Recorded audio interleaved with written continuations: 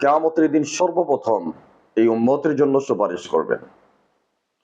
আল্লাহ রাসূল সাল্লাল্লাহু আলাইহি ওয়াসাল্লামকে আল্লাহ তাআলা মাকামে মাহমুদ দিবেন। মাকামে মাহমুদ কাকে বলে? মাকামে মাহমুদ হচ্ছে প্রশংসনীয় স্থান। এই স্থানটা আল্লাহ রাব্বুল আলামিন আমাদের নবী মুহাম্মদ সাল্লাল্লাহু আলাইহি ওয়াসাল্লামকে দান করবেন। কিয়ামতের সময় যখন সবাই ভীত সন্ত্রস্ত থাকবে, একটা নেকির জন্য মানুষ দৌড়াদৌড়ি করবে। ভাইয়ের কাছে যাবে, মায়ের কাছে যাবে, বোনের কাছে যাবে। তো সেদিন কেউ কাউকে কোনো ধরনের হেল্প করবে না। ইয়াউমা ইয়াফিররু মাররু মিন আখি ওয়া উম্মিহি ওয়া আবি ওয়া সাহিবাতিহি লিবানি। যে প্রত্যেকে প্রত্যেক থেকে প্রত্যাবর্তন করে আসবে। কেউ কাউকে নেকি দেবে না। সমস্ত নবীরা পর্যন্ত যেখানে পেরেশানিতে থাকবেন, সবাই বলতে থাকবে আল্লাহুম্মা সাল্লিম ওয়ারহাম।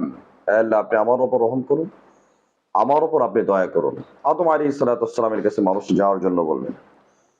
যখন কিয়ামতের বিভীষিকাময় অবস্থা তৈরি হবে, সমস্ত মানুষ দৌড়াতে থাকবে।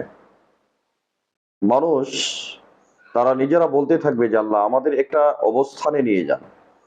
অর্থাৎ কিয়ামতের যে ভয়াবহ অবস্থাটা তৈরি হবে, সেখানে মানুষ সবাই বলবে যে আল্লাহ আমাদের যদি জান্নাতের জন্য ফয়সালা হয় আমাদেরকে জান্নাত দিয়ে দেন, আর আমাদের যদি জাহান্নামের ফয়সালা হয়ে থাকে আমাদেরকে জাহান্নামে দিয়ে দেন, এরপর আমাদের একটা বিচার করেন।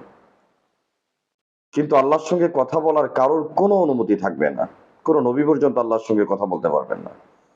তখন লোকেরাই পরামর্শ করবে পরস্পরের কনসাল্টের মাধ্যমে। তারা বলবে চলো আমরা পৃথিবীর প্রথম সন্তান আদম আলাইহিস সালাতু ওয়াস সালামের কাছে গিয়ে আমাদের বিষয়টাকে শেয়ার করি।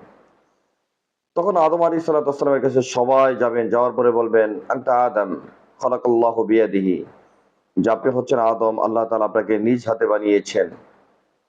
তাহলে আপনি আমাদের জন্য একটু আল্লাহর কাছে সুপারিশ করেন, ইরুহিনা, আল্লাহ যেন আমাদের এই জায়গা থেকে একটু শান্তির ব্যবস্থা করেন। তখন আদম আলাইহিস সালাতু ওয়াস সালাম তাদেরকে বলবেন, দেখো আমি আল্লাহর কাছে এই মুহূর্তে সুপারিশ করার কোনো সক্ষমতা রাখি না বা কোনো ক্ষমতা রাখি না। কারণ আমি আমার নিজের ব্যাপারে শঙ্কিত। কারণ আমি আল্লাহ তাআলা আমাকে নিষেধ করেছিলেন গন্ধম গাছের ফল খাওয়ার জন্য। সেটাকে গ্রহণ করার পরে আল্লাহ তাআলা আমার উপর রাগান্বিত হয়েছেন। সুতরাং আমি পারবো না, তোমরা এর চেয়ে বরং মূসার কাছে যাও। তারা মূসার কাছে আসবেন। মূসা আলাইহিস সালাতু ওয়াস সালাম বলবেন যে আমিও আল্লাহর কাছে সুপারিশ করতে পারবো না, যে তোমরা বরংস ঈসার কাছে যাও। ঈসা আলাইহিস সালাতু ওয়াস সালাম আসবেন তার কাছে সুপারিশের জন্য। ঈসা আলাইহিস সালাতু ওয়াস সালাম বলবেন যে লোকেরা আমাকে তৃতীয়বাদে বিশ্বাসী ছিল এবং আমাকে তারা শুলে চড়িয়েছিল, এবং তিনি তার অপরগতাকে প্রকাশ করবেন। তিনি বলবেন যে এর চেয়ে তোমরা ইব্রাহিমের কাছে যাও। তো ইব্রাহিম আলাইহিস সালাতু ওয়াস সালাম তার অক্ষমতা প্রকাশ করবেন। এভাবে প্রত্যেক নবীর কাছে সবাই যাবে। সর্বশেষ তারা বলবেন যে আমরা আসলে কেউ আল্লাহর কাছে সুপারিশ করার মতো আমাদের কোনো এবিলিটি নেই। এর চেয়ে তোমরা বরং শেষ নবী মুহাম্মদ সাল্লাল্লাহু আলাইহি ওয়াসাল্লামের কাছে গিয়ে বলো। তখন সবাই নবী মুহাম্মদ সাল্লাল্লাহু আলাইহি ওয়াসাল্লামের কাছে আসবেন। তখন আল্লাহ রাসূল সাল্লাল্লাহু আলাইহি ওয়াসাল্লামের কাছে যখন সুপারিশ করা হবে, আল্লাহ রাসূল সাল্লাল্লাহু আলাইহি ওয়াসাল্লাম এই উম্মতের জন্য তিনি সিজদায় লুটিয়ে পড়বেন। আরশের নিচে সিজদায় দিবেন। সিজদায় দীর্ঘক্ষণ সিজদায় পড়ে থাকবেন। এরপর আল্লাহ তাআলা বলবেন ইরফা ইয়া মুহাম্মদ রা'সাকা, মুহাম্মদ আপনি আপনার মাথাকে উত্তোলন করুন। সুম্মাসআল, এরপরে আপনি আমার কাছে চান, তুতি, আপনি যা চাবেন তাই দেয়া হবে। তো আল্লাহ তাআলা সেদিন কিয়ামতের বিভীষিকাময় অবস্থায় আমাদের নবী মুহাম্মদ সাল্লাল্লাহু আলাইহি ওয়াসাল্লামকে তিনি সরাসরি আল্লাহর সাথে কথা বলার অনুমতি দান করবেন। আর কোন নবী সেখানে কথা বলার কোন সুযোগ পাবে না। সেই সময় আমাদের নবীকে আল্লাহ তাআলা একটি জায়গা দিবেন, যে জায়গার নাম হচ্ছে মাকামে মাহমুদ, প্রশংসনীয় স্থান। সেখানে আল্লাহ তাআলা তাকে বসার জন্য বলবেন, কিন্তু সেখানে তিনি সিজদায় পড়ে যাবেন এবং যতক্ষণ ইচ্ছা তিনি সিজদা করবেন আল্লাহর অনুমতি হওয়ার আগ পর্যন্ত। এরপর আল্লাহ তাআলা নিজেই বলবেন ইরফা রা'সাকা ইয়া মুহাম্মদ, মুহাম্মদ মাথা উত্তোলন করুন, যথেষ্ট হয়েছে, আপনি বলেন আপনি কি চান।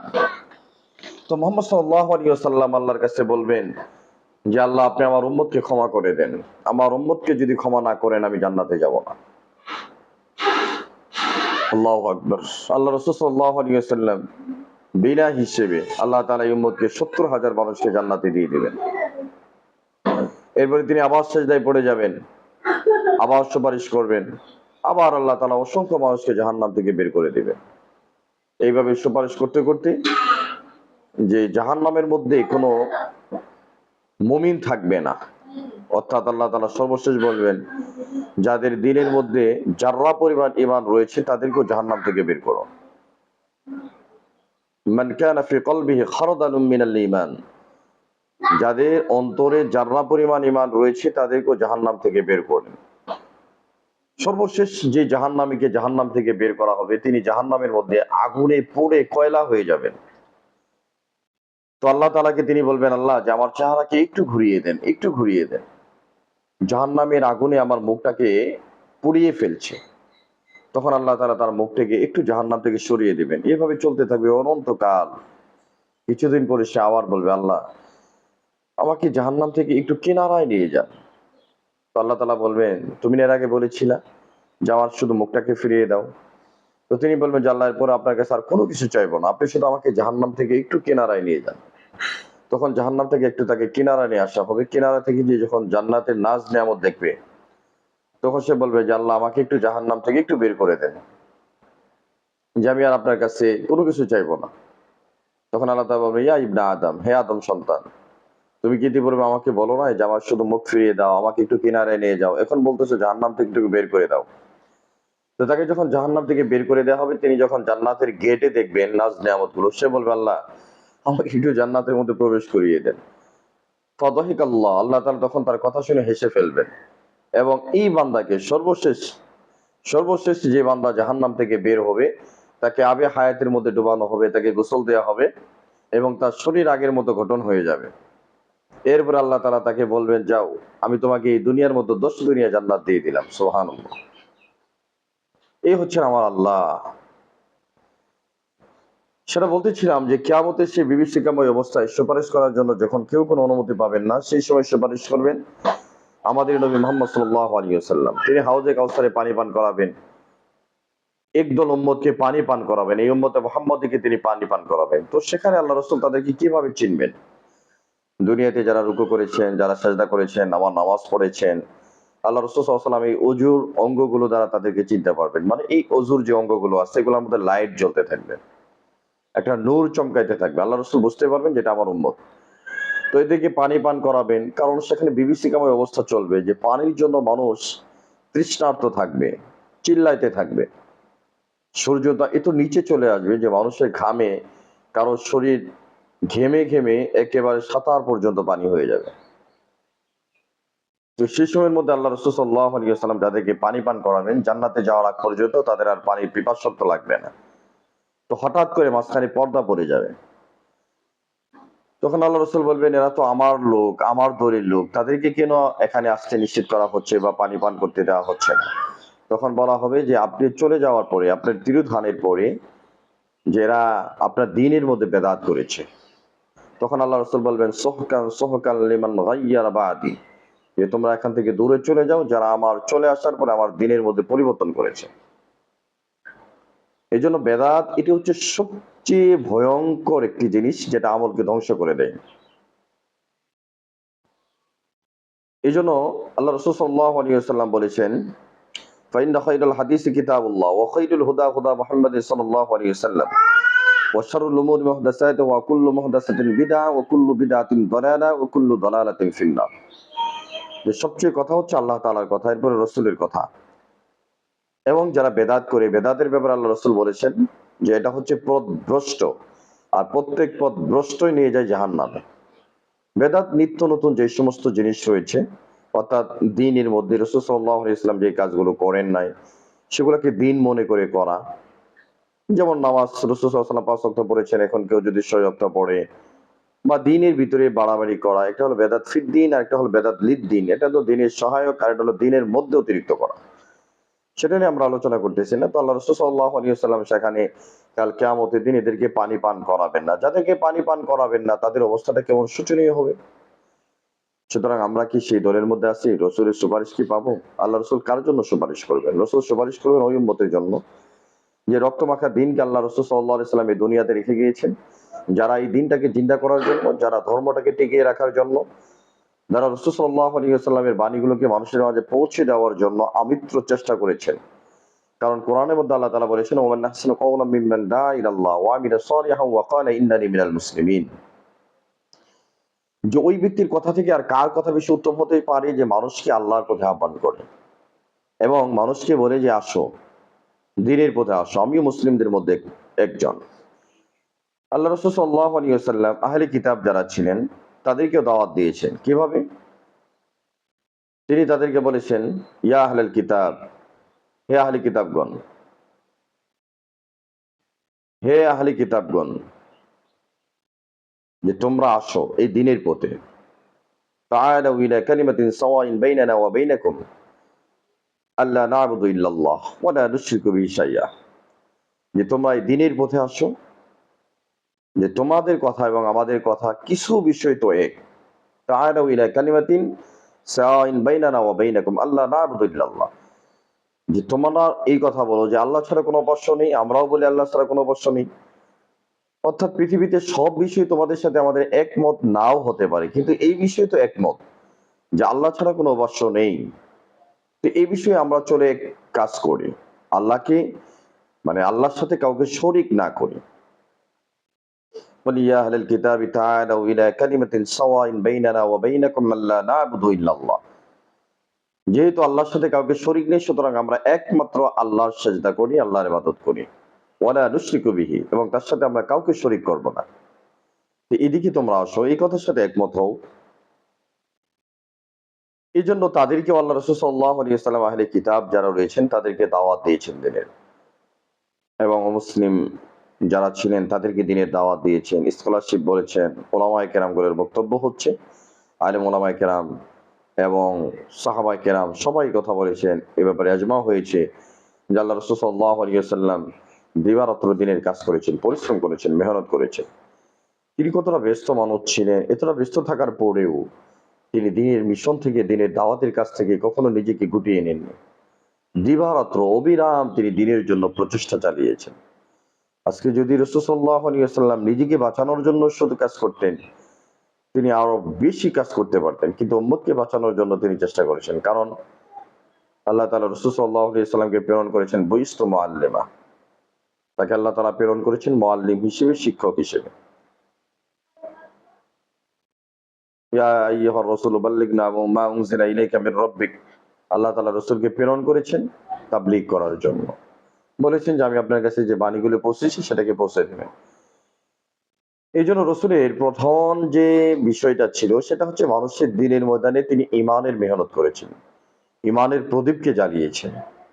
ঈমানের প্রদীপ জ্বালানোর পরে তিনি মানুষকে নামাজের কথা বলেছেন, কারণ কাল কিয়ামতে তিনি নামাজের ব্যাপারে জিজ্ঞাসা করা হবে। এবং রাসূল সাল্লাল্লাহু আলাইহি ওয়াসাল্লাম সুপারিশ করবেন নামাজীদের জন্য, এই উম্মতের জন্য সুপারিশ করবেন। কিন্তু রসুল যদি জানতেন এই উম্মত তার চলে যাওয়ার পরে কি ধরনের কাজ করতেছেন, তারা কখনো নামাজ পড়ে না, যাকাত দেয় না, রোজা রাখে না, রসুলকে নিয়ে গালাগালি করে, রসুলের জীবনে নিয়ে সিনেমা বানায়, বা রসুলের চরিত্র নিয়ে কালিমা লেপন করে, এই উম্মতের জন্য রসুলকে কাল কিয়ামতের দিন সুপারিশ করবেন? আমরা কি রসুলের সেই রক্তমাখা দিনকে রাখতে পেরেছি? আমরা কি রাসূল সাল্লাল্লাহু আলাইহি ওয়াসাল্লামের সেই নমুনা অনুযায়ী নিজেদের জীবনকে ধারণ করতে পেরেছি? আমরা যদি রসুলের সেই নমুনা অনুযায়ী নিজেদের জীবনকে ধারণ করতে না পারি, রসুলের আদর্শকে যদি বাস্তবায়ন করতে না পারি, আমরা যদি শুধু নামকে অস্তে এই কাজগুলা করে যাই, তাহলে কি আমরা মুক্তি পাবো? রসুলের সুপারিশ পাবো? রসুলের সুপারিশ পাওয়ার জন্য রসুলের আদর্শকে অনুসরণ করতে হবে। রসুল করিম সাল্লাল্লাহু আলাইহি ওয়াসাল্লাম তো সুপারিশ করবেন তার উম্মতের জন্য যারা রাসূল সাল্লাল্লাহু আলাইহি সাল্লামের পদঙ্ক অনুসরণ করেছে। কারা পদঙ্ক অনুসরণ করেছেন? সাহাবায়ে কেরাম, তাবিঈন, তাবিঈন, উলামায়ে মুতাকাদ্দিমিন, উলামায়ে মুতাআখিরিন, এবং শেষ জামানা পর্যন্ত যারাই রসুলের আদর্শের উপর অটল অবিচল থেকে দুনিয়া ত্যাগ করবেন, কাল কিয়ামতের দিন আল্লাহ রাসূল সাল্লাল্লাহু আলাইহি ওয়াসাল্লাম তাদের জন্য সুপারিশ করবেন। সুতরাং রসুলের সুপারিশ যদি আমি আপনি সবাই পেতে চাই, তাহলে রসুলের আদর্শকে বাস্তবায়ন করতে হবে। রসুলের আদর্শ কি ছিল? দিন প্রচার করা। বাল্লিগু আন্নী ওয়ালাউ আয়া ওয়া হাদ্দিসু বানী ইসরাঈল লা হারাজ মান কাযাবা আলাইয়া মুতাআম্মিদান ফালিয়াতাবাওয়াহু মাকআদাহু মিনান নার। রাসূল করিম সাল্লাল্লাহু আলাইহি ওয়াসাল্লাম বলেছেন যে আমার পক্ষ থেকে যদি একটি বাণী হয় সেটা আমার মুসলমানের কাছে পৌঁছে দাও। বনী ইসরাঈল থেকে তোমরা হাদিস বর্ণনা করো, কোনো সমস্যা নেই, তবে তোমরা জাল বর্ণনা করিও না। এই জন্য রসুলের সেই বাণীগুলাকে পৌঁছে দেওয়ার জন্য সাহাবায়ে কেরাম কিন্তু বসে থাকেননি। আজকে মদিনায় জান্নাতে বকিতে মাত্র 10,000 সাহাবার কবর পাওয়া যায়। এত লক্ষ লক্ষ সাহাবা কোথায় ছিলেন? লক্ষ সাহাবা নিয়ে আল্লাহ রাসূল সাল্লাল্লাহু আলাইহি ওয়াসাল্লাম বিদায় হজ করেছিলেন। 9 জন স্ত্রী নিয়ে আল্লাহ রাসূল সাল্লাল্লাহু আলাইহি ওয়াসাল্লাম বিদায় হজ করেছিলেন। তো রাসূলের বিদায় হজের মধ্যে এই বাণীটা পৌঁছে দেওয়ার জন্য, এবং তিনি বলেছেন, আল বাল্লাগতা, আমি কি পৌঁছে দিতে পেরেছি? এবং তিনি তার শাহাদাত আঙ্গুলকে উঁচু করে 3 বার বলেছেন, আল্লাহুম্মা শাহাদ, আল্লাহুম্মা শাহাদ, আল্লাহুম্মা শাহাদ। হায় আল্লাহ আপনি সাক্ষী থাকেন, হায় আল্লাহ আপনি সাক্ষী থাকেন, হায় আল্লাহ আপনি সাক্ষী থাকেন, আমি আমার দ্বীনকে প্রচার করেছি, আপনার দায়িত্বকে আমি প্রচার করেছি। সাহাবায়ে কেরাম বলেছেন, না রাসূল, আপনি আপনার মিশনকে পূর্ণ করেছেন। রাসূল বিদায় হজের পরে আর কোনো হজ করতে পারেন নাই। তিনি বলে গিয়েছেন, আল মুসলিম আখুল মুসলিম মিন লিসানিহি ওয়া ইয়াদিহি, যে মুসলিম তো তারাই যাদের জবানের মাধ্যমে, যাদের হাতের মাধ্যমে অন্য মুসলিমরা আক্রান্ত হবে না। এবং তিনি বলেছেন, দাস দাসীর ব্যাপারে তোমরা যত্নবান হবে, স্বামী স্ত্রীদের ব্যাপারে যত্নবান হবে।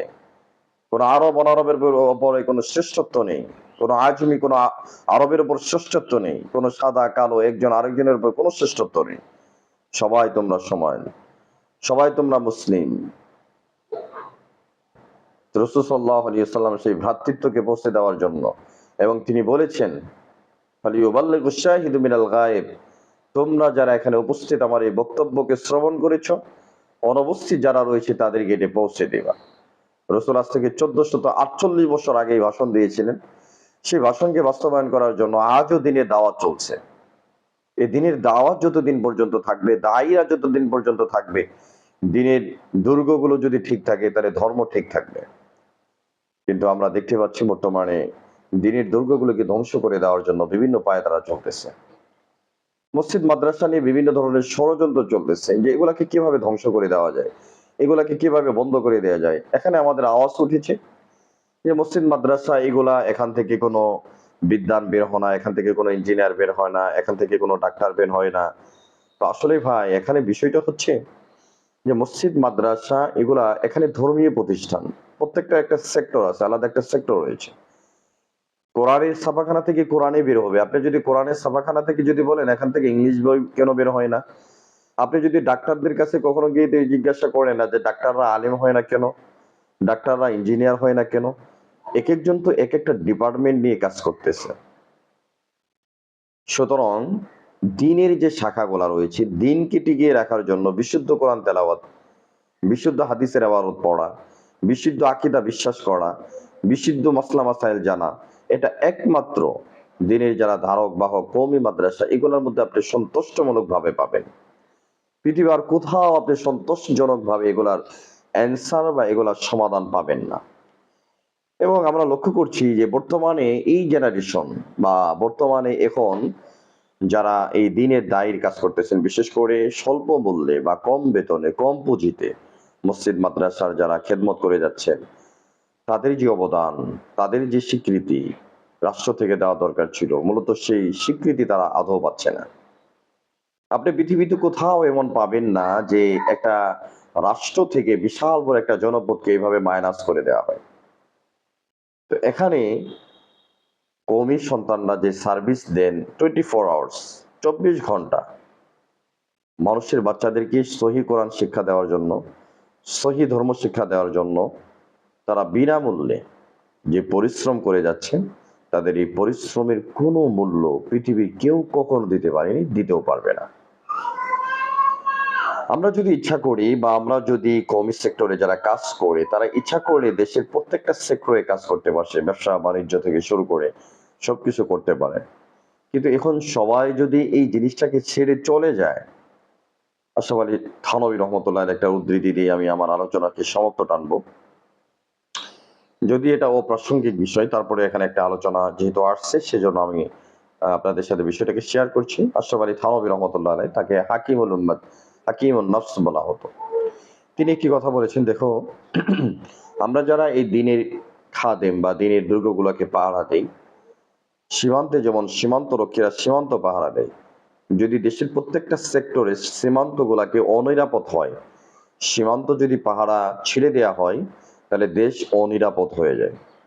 কারণ সীমান্তে যারা পাহারারত রয়েছেন, তাদের কারণে আমরা দেশের নিরাপত্তার সঙ্গে আমরা আমার নির্বিঘ্নে কাজগুলা করতে পারি। এখন সীমান্ত যদি অরক্ষিত হয়ে যায় বা অনিরাপদ হয়ে যায়, সেক্ষেত্রে কিন্তু দেশের অভ্যন্তরীণ যে বিষয়গুলো রয়েছে সেগুলা কিন্তু নষ্ট হয়ে যাবে। তো তিনি বলেছেন, দেখো আমরা হচ্ছে দিনের দুর্গের পাহারাদার। আমরা ইচ্ছা করলে যদি আটা বিক্রি করি, পান বিক্রি করি, এরপরেও আমরা মাসে 50,000, 60,000, 1 লক্ষ টাকা পর্যন্ত আমরা আর্ন করতে পারবো বা ইনকাম করতে পারবো। কিন্তু আপনাদের বাচ্চারা আপনাদেরকে বাবা ডাকবে কিনা এটা একটু ভেবে দেখবেন। আপনাদের সন্তানরা আপনাদের সাথে কি ধরনের আচরণ করবে, কারণ এই দেশ স্পেনের মতো হয়ে যেতে পারে, সমরকন্দের মতো হয়ে যেতে পারে, যেখানে দিনের ধর্ম সঠিক জ্ঞান না থাকার কারণে এই দেশগুলো একসময় মুসলমানরা শাসন করেছিল, কিন্তু আজকে মুসলমানদের হাত থেকে অনেক বাইরে এটা চলে গেছে। তো তিনি এটাই বোঝাতে চাচ্ছেন যে আসলেই ধর্মকে টিকিয়ে রাখার জন্য আমাদের যে কোরবানি, এটা যদি আমরা সবাই যদি এটা ছেড়ে দিয়ে যদি আমরা ব্যবসা বাণিজ্য করি, আমরা মাসে লাখ টাকা কামাই করতে পারবো। কিন্তু প্রশ্ন হচ্ছে এগুলা ঠিক রাখবে কে?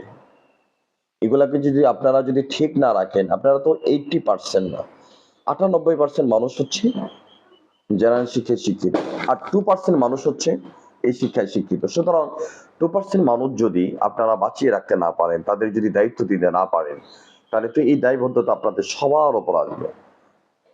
কারণ আপনাদের জীবনের একটা দান, অনুদান, বিপদ আপদ এগুলা থেকে বাঁচার জন্য মাদ্রাসা মসজিদের মধ্যে দানের একটা উৎসাহিত করা হয়। এটা তো কোনো অনুগ্রহ নয়, এটা আপনার দায়িত্ববোধ।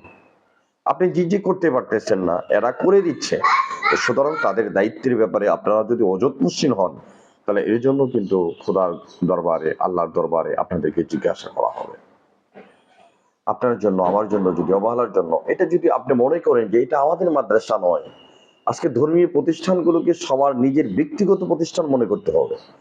সমাজের প্রত্যেকটি মানুষ মনে করতে হবে যে এটা আমাদের বিশ্বাসের জায়গা, এটা আমাদের ইমানের জায়গা, এটা আমাদের চেতনার বাতিঘর। যদি এটা না মনে করেন, তাহলে একটা সময় এই দিনই প্রতিষ্ঠানগুলো নিভে যাবে। আল্লাহ না করুক আমরা যদি আমাদের অবহেলার কারণে এই দিনই প্রতিষ্ঠানগুলোকে ধ্বংসের মুখে ঢেলে দেই বা ধ্বংসের মুখে ফেলে দেই, এই থেকে আমরা কেউ নিস্তার পাবো না। সুতরাং আসুন, আমাদের চারপাশে, আমাদের এলাকায়, আমাদের দেশে যত দিনই শিক্ষা প্রতিষ্ঠান রয়েছে, ধর্মকে টিকিয়ে রাখার জন্য এই শিক্ষা প্রতিষ্ঠানের বাতিগুলো যেন আমরা নিভে যেতে না দেই, এবং রসুলের সুপারিশ পাওয়ার জন্য এই দুর্গগুলোকে আমাদেরকে টিকিয়ে রাখা এটা ইমানি দায়িত্ব। আল্লাহ রাব্বুল আলামিন আমাদের সবাইকে আমলে সলেহ করে ধর্মীয় প্রতিষ্ঠানের সাথে সম্পৃক্ত থেকে তার সাথে বিদ্বেষ না রেখে চলার তৌফিক দান করেন, এই আশাবাদ ব্যক্ত করে আলোচনার সমাপ্ত টানছি। দেখা হবে পরবর্তী ভিডিওতে ভালো কোনো বিষয় নিয়ে। ভালো থাকবেন, সুস্থ থাকবেন। আসসালামু আলাইকুম ওয়া রাহমাতুল্লাহি ওয়া বারাকাতুহু।